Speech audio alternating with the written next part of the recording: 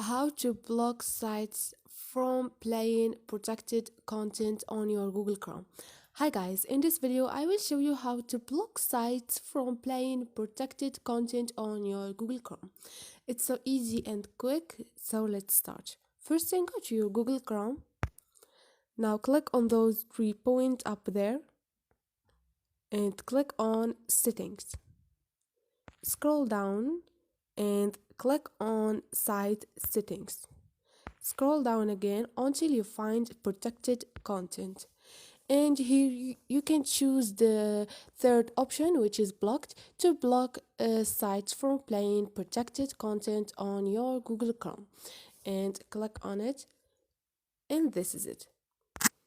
So this is it guys. Hope this video was helpful to you, and if you liked the video, don't forget to subscribe and like.